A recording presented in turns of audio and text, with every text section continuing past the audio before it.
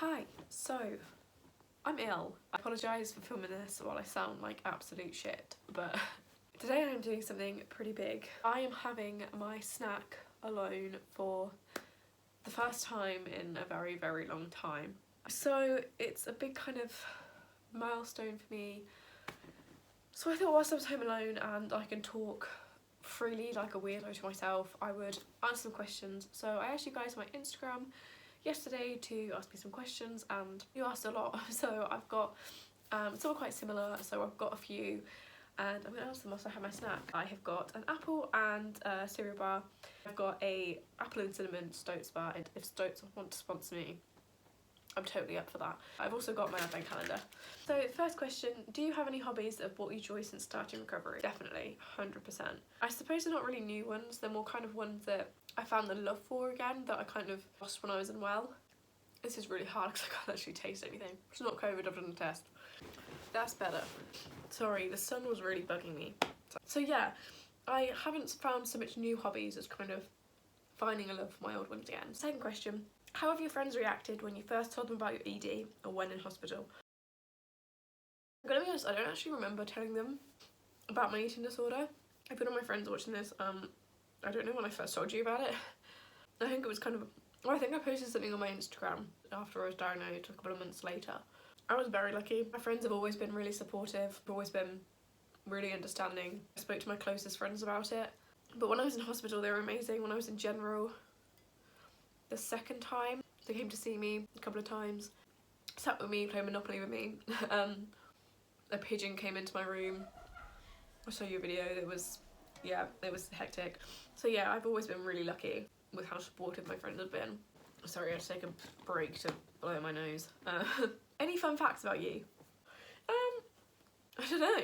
I think that probably answers your question, doesn't it? Well, no, I know one. It's not, I suppose it's not really a fun fact, it's more annoying. Well, especially if anyone's ever trying to watch TV with me. I have a very good talent of naming other shows that actors have been in.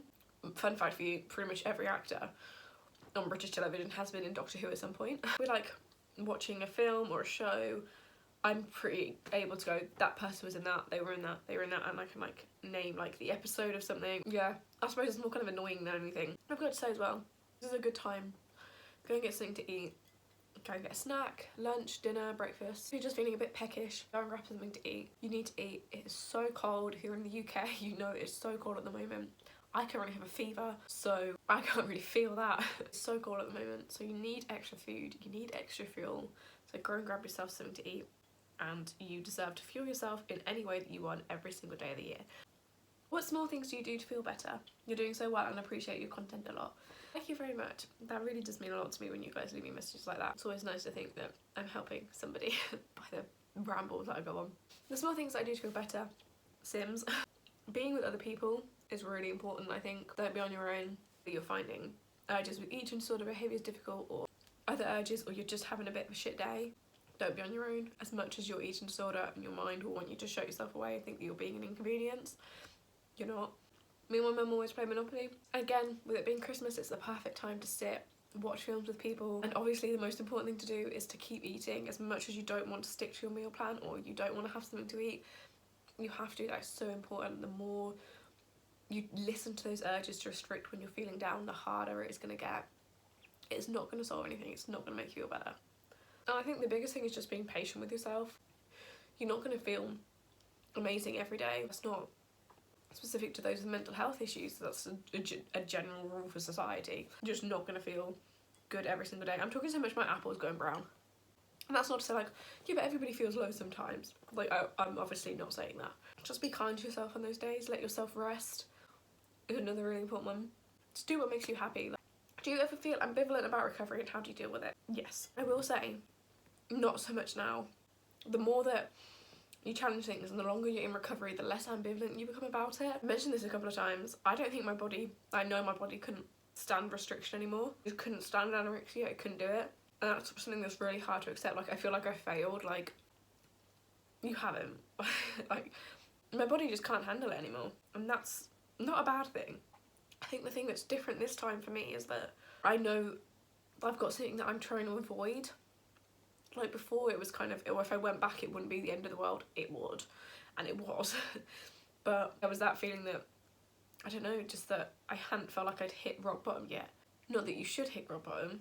I just think that I have something that I'm trying to avoid now. I don't want to go back. I know that it doesn't give anything for me, whereas before it was kind of, that's what I was being told. You have to want recovery, and you won't necessarily want it 100% all the time, but the more that you do it, the easier it's going to get. You just have to do it. It's so hard and so easy to say, but you really just have to do it. You're going to be studying at university. I've got a place to do drama and English literature at the University of Birmingham. It's only taken me 3 years to get there. Can't breathe. How do you get through the guilt of thinking you're eating more than others? I think for me it's accepting the fact that I am eating more than others. The truth is I am. Like, I do eat more than my mum, I do eat more than my dad. Oh, that's a weird flavour with a cold.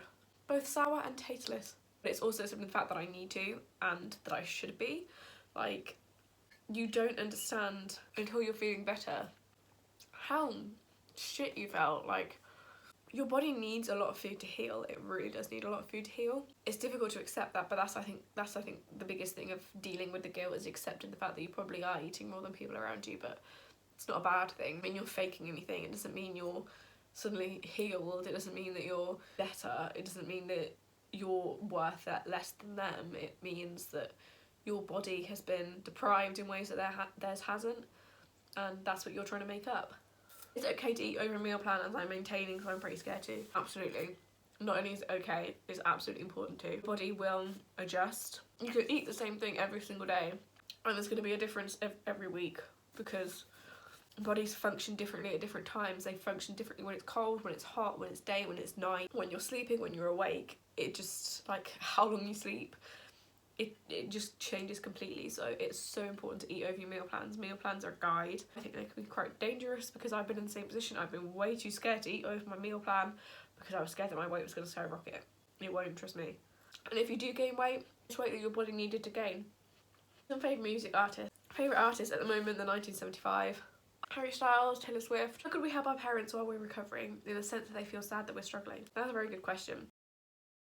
I think that the thing that I try and convey to my parents, in probably not the best of ways, is that not their fault. At no point do I ever think it's their fault, and anything that I kind of say to them make them think that is just out of fear. I think it's important. Had an argument or a disagreement, or somebody's got upset, to leave it, walk away, everybody calm down, and give yourself time to think about what you were really thinking and feeling, what everybody was really thinking and feeling, because it comes from a place of either your anxiety, their worry, whatever. It's important to talk about it, and I think that's what we've realised this time around, to really talk about things. Advent. Loads of stars. This is the 4th star. This is a big one. Not a big one, but a good one. Why did you choose to leave treatment? If you don't know, 4 months ago I was admitted into the Priory. I hated it. I'd been inpatient for 6 months before that. I was very lucky in that it was a very good unit. The staff were all amazing, the other patients were all amazing. It was close to home, it was like 45 minutes. My parents could drive there, like a morning if I wanted to see them quickly. I just had no intention of getting better while I was there. I cooperated. I was there informally and I gained weight, and that was about it. It was the only bed available in the country at the time. I was very lucky to even get the bed. I was in general kind of the week prior. I wasn't in a good place mentally or physically at all. Looking back, it genuinely terrifies me of the place that I was in and how I got to that point. Anyway, it was a very long, complicated process to actually get me a bed, because my team refused to make a referral despite me being very unwell mentally and physically. It was very almost a disaster of the highest proportions. I chose to leave treatment. I was there informally. I knew that my only possibility of getting better was to do it at home. Done the whole inpatient thing. I had done everything that CAMS and adults had wanted me to do, and it just wasn't working. And the reason it didn't work was because I didn't want it to. I tried to film this quite a few times now and I can't really find the words. This is nothing against the Priory. The Priory were amazing. All the staff were amazing. The patients were all lovely. It just wasn't the environment for me. I had been in such a dark place. That was my turning point. Those few months in between my 2 admissions, That was my turning point, was my, this is shit. What the fuck is anorexia giving me right now? Like, it's pointless. I'm not doing this anymore. I just didn't know how to get better. I was so stuck. I was so confined and trapped and scared that I just didn't know what to do. I also wasn't medically stable enough to begin refeeding at home. I was too much of a refeeding risk. So I had to go through refeeding in hospital, and that, again, from past experiences, was something that I knew I wouldn't be able to do at home. I knew I needed to be somewhere else for that. I've also never really done refeeding at home, so I don't know kind of the medical ins and outs of it. It's about 7 hours from where I live. It's a nightmare to get to. I was there under a month, I think, and I didn't see my parents at all in that time. And if you know me, I am very close to both my parents.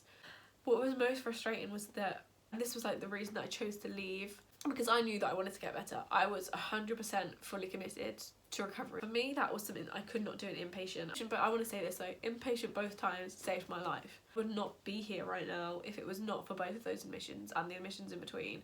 I cannot express enough how thankful I am to all the staff at both my units. They're probably not going to see this, but thanks. There are a lot of reasons why I didn't really get on with the food. It wasn't things that I'd be eating in my normal life, and I knew that when I'd then come home, it would be like a complete different transition. It would be a whole thing that I'd have to get used to again. It was lovely food. It was really, really good actually, but just not things that I was used to, and not things that I had at home and that I was used to eating. It was also a very triggering place, very difficult. It's always very difficult to be in a hospital like that where you're around other eating disorder patients, because eating disorders are such competitive illnesses, and ultimately I couldn't heal in an environment around other people who were sick. It's not a criticism to any of the patients, they were all amazing, they were all so lovely, and I knew I couldn't be in that environment again where there were constantly new admissions, there were constantly people who weren't in the same mindset as me. I needed to be around people who had a normal, healthy relationship with food, with their bodies, with themselves. If you don't know, I am not under any eating disorder services. I haven't been since I came home. Again, that was a decision that I made when I was still there. I did not have a good experience with my eating disorder service. I have a lot of trauma from that period in between admissions. I, again, knew that I could not get better if I was under an eating disorder service, because, again, all my experience, you constantly have to prove to them that you're still sick, that you're still unwell, that you're still deserving of help, and you can't get better if you're still trying to stay sick to get help. It's not how it works. I am being referred back to the community mental health team, and I'm going to be seeing them.